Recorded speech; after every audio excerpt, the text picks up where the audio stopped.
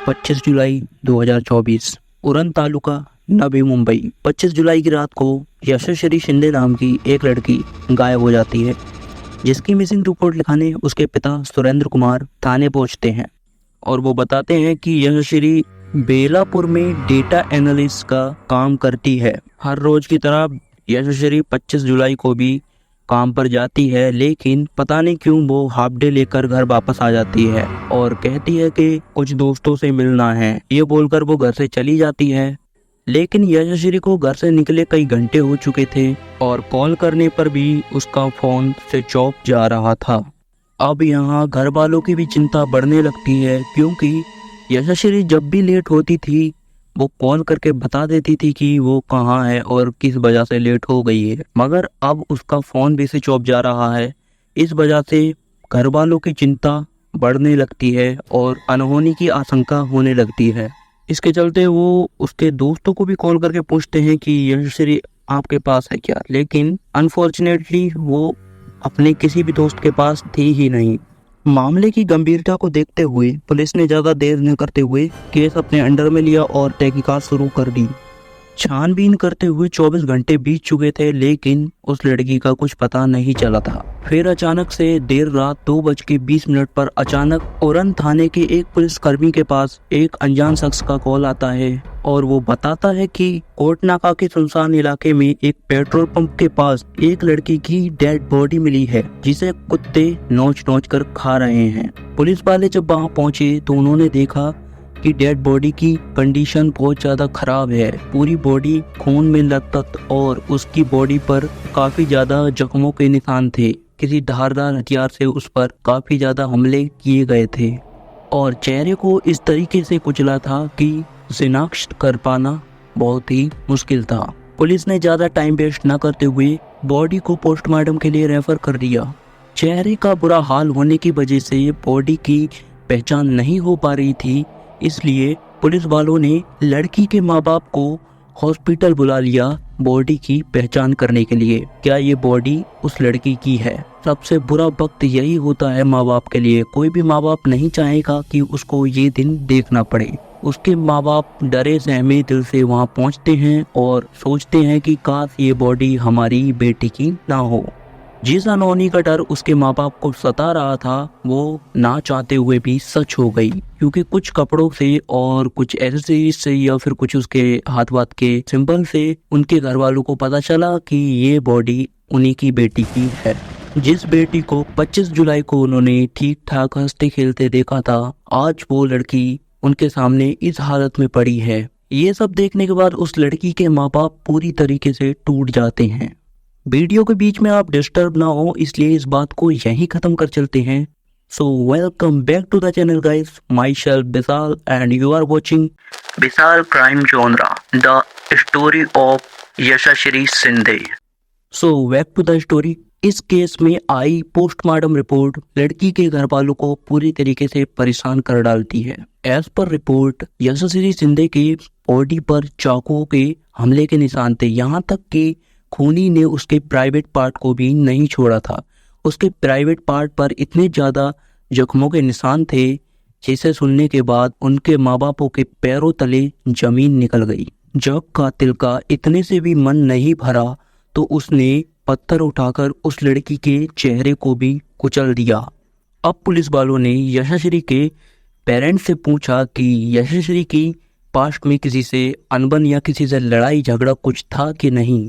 हाल फिलहाल में तो ऐसा कोई भी इंसिडेंट नहीं हुआ था, लेकिन ये बात है 5 साल पुरानी, जिसके बारे में पेरेंट्स बताना शुरू करते हैं। उनके ही मोहल्ले में रहने वाला एक लड़का जो कि पेशे से एक बस कंडक्टर था, जो कि यशस्वी को स्कूल जाते, कोचिंग से आते पर स्टॉक करता था, यानी कि उसका पीछा करता था। अब एक दिन यशस्वी के पापा ने उसे उस लड़के से बात करते हुए देख लिया।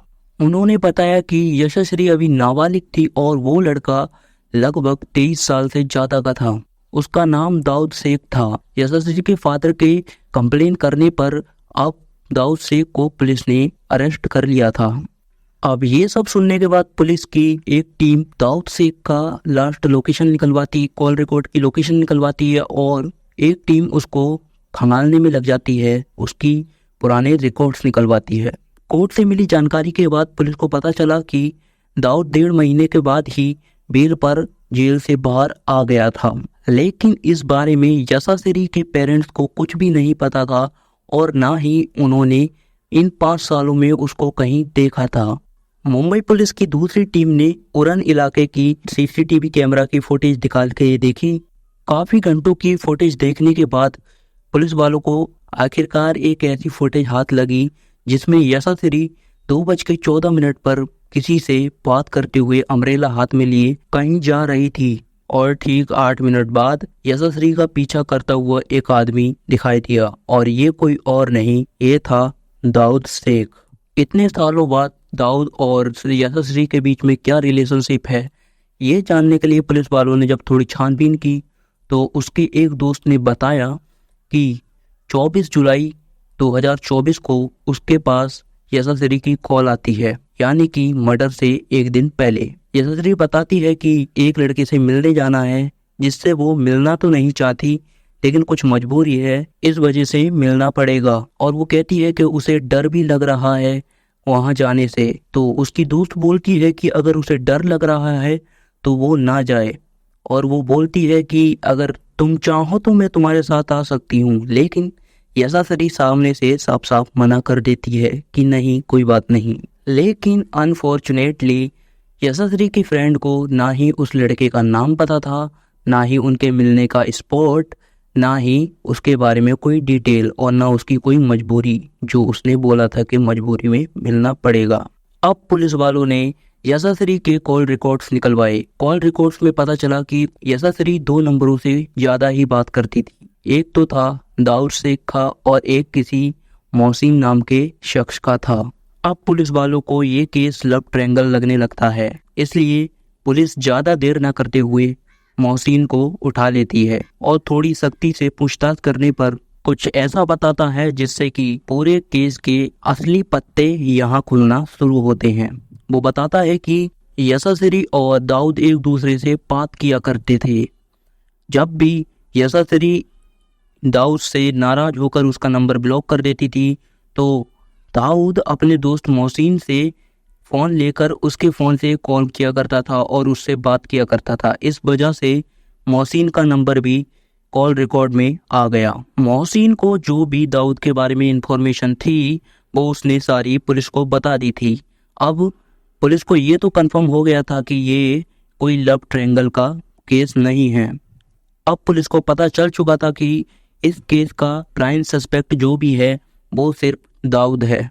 तो अब पुलिस ने उसे पकड़ने के लिए अपनी 8 टीमों को काम पर लगा दिया। दाऊद मुंबई से भागकर सीधा गुलबर्गा के पास एक गांव जहां उसकी दादी रहती थी वहां पहुंच गया। अब दाऊद को ये तो पता था कि पुलिस यहां कभी भी आ सकती है, इसलिए वो अपना फ़ोन छोड़कर वहां से भी निकल गया। लेकिन उसे नहीं पता था कि पुलिस सिर्फ फ़ोन ही ट्रैक नहीं करती, उनके पास भी इन्फॉर्मर और मुखबर होते हैं। पुलिस वालों ने अपने इन्फॉर्मर की हेल्प से दाऊद को ट्रैक डाउन किया और 30 जुलाई 2024 अर्ली मॉर्निंग सुबह के 5 बजे दाऊद को शाहपुर कर्नाटका के पहाड़ी से गिरफ्तार कर लिया गया। गिरफ्तारी के बाद दाऊद ने बताया कि वो और यशाश्री काफ़ी समय से एक दूसरे को पसंद करते थे और काफ़ी दिनों से एक दूसरे से बात किया करते थे। ये सब पुलिस वालों ने कॉल रिकॉर्ड पर चेक किया तो ये बात सच थी। हाँ, और पुलिस वालों को यशाश्री की चेस्ट पर दाऊद का टैटू भी मिला था। दाऊद हमेशा यशाश्री से कहता था कि वो उससे शादी कर ले और उसके बाद वो दोनों कर्नाटक चले जाएंगे, लेकिन यशाश्री को ये मंजूर नहीं था कि वो शादी करने के बाद गांव में जाकर रहे। लेकिन यही दाऊद बार बार उससे कहता था कि वो उससे शादी कर ले, लेकिन यशाश्री उसका कहना मानती ही नहीं थी और उसको इग्नोर करने लगी थी। लेकिन यहाँ दाऊद के पास उसके न्यूड फोटो थे, इसकी मदद से वो उसे ब्लैकमेल करता था। ब्लैकमेल करने के बाद उसने उसे मिलने बुलाया, लेकिन वो मना कर रही थी और उसने बोला कि अगर वो नहीं मिली तो उसे फेसबुक पर अपलोड कर देगा। उसने एक बार अपलोड किए और तुरंत ही डिलीट भी मार दिए, जिससे कि यशाश्री डर गई और उसने मिलने के लिए हाँ कर दिया। लेकिन यशस्वी के मन में कहीं ना कहीं ये डर था कि वो उसके साथ कुछ गलत ना कर दे, जिसका जिक्र उसने अपनी फ्रेंड से भी किया था। 25 जुलाई की शाम को जब वो दाऊद से मिली तो दाऊद ने शादी को लेकर फिर से बहस शुरू कर दी और बहस इतनी बढ़ गई कि दोनों में झगड़ा होने लगा और दाऊद उस पर लगातार चाकुओं से हमला करने लगा। दाऊद पहले से ही मन बनाकर आया था कि अगर वो नहीं मानेगी तो उसका मर्डर कर देगा, इसलिए वो पहले से ही 2 चाकू खरीद कर लाया था। उसकी आंखों में इस कदर खून सवार था कि उसकी मौत होने के बाद भी दाऊद लगातार हमले करता रहा और उसने उसके प्राइवेट पार्ट को भी नहीं छोड़ा। इतना ज्यादा गुस्सा था कि उसने पत्थर उठाकर उसका मुंह कुचल दिया और वहां से भाग गया। पुलिस ने उसको 7 दिन की कस्टडी में रखा है और फैसला आना भी बाकी है। और वीडियो होता है यहीं एंड। अगर आपको मेरा काम अच्छा लग रहा है तो वीडियो को लाइक करें, चैनल को सब्सक्राइब करें और आपकी इस केस के बारे में क्या राय है हमें कमेंट में ज़रूर बताएं। मैं मिलता हूं जल्द ही आपसे और किसी नई क्राइम वीडियो के साथ। तब तक के लिए बाय बाय।